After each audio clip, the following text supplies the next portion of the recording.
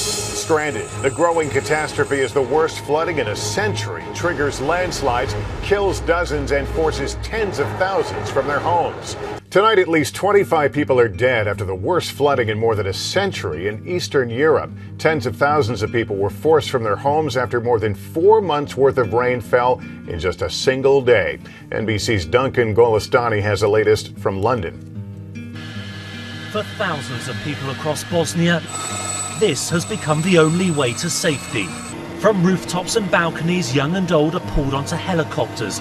There is a moment of relief before the next precious cargo arrives, a baby saved from the floodwater below.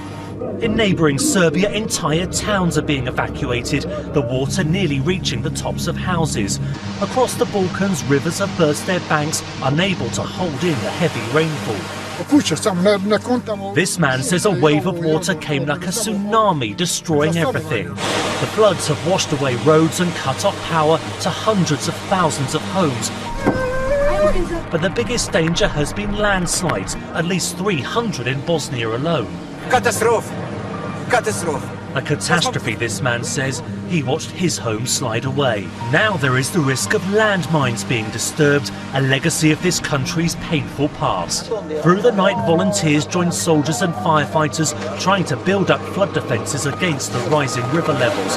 But it might not be enough. Surges of high water are expected to reach major rivers over the weekend, threatening yet more homes and lives. Duncan Golestani, NBC News, London. Firstly, this issue of landmines potentially being swept away, that sounds extremely frightening. What's the latest on that?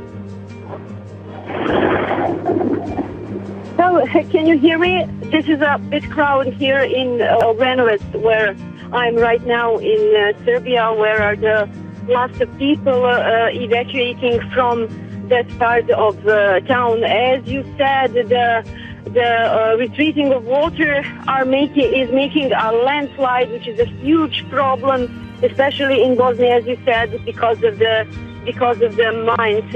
What I have to do now is to be very careful and cautious about what was going on, because people don't know where are the mine fields, and they need all the experts and help that is needed. For right now, we have to pray that the water level would not be much high, and all the civilians and the volunteers are making dams of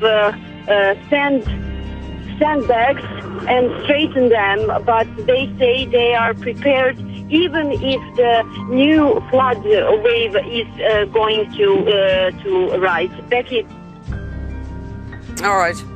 And as we speak, we are watching the very latest pictures coming in, the emergency services and just locals helping each other out as they try to escape that water. Thank you. Tonight, there is unprecedented flooding in parts of Europe, specifically Bosnia, Croatia, and Serbia, where thousands of landslides have caused wide destruction and where dozens of people have died. We get the latest from NBC's Duncan Golestani. It's a rescue as dangerous as it is daring. No safety rope, just one man scrambling onto a military helicopter, desperate to escape the floodwater. Across the Balkans, help comes by air and boat because roads have become rivers. A state of emergency has been declared, water stretching as far as the eye can see, trapping people in their homes. This has never happened before, he says. For those staying behind, much needed supplies, bread in a bucket. The woman asking rescuers to return when they can. It's not just people stranded here, animals too.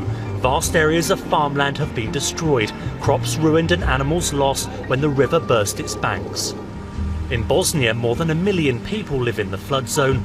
Roads, houses and entire villages have been lost to landslides. For the rescued, there is still uncertainty. I lost everything, this woman says. The home that I lived in, my house, everything is destroyed. Her home, like so many in Bosnia, had only recently been rebuilt after the country's devastating war. And now there is the risk of landmines being disturbed. More than 100,000 remain live and dangerous.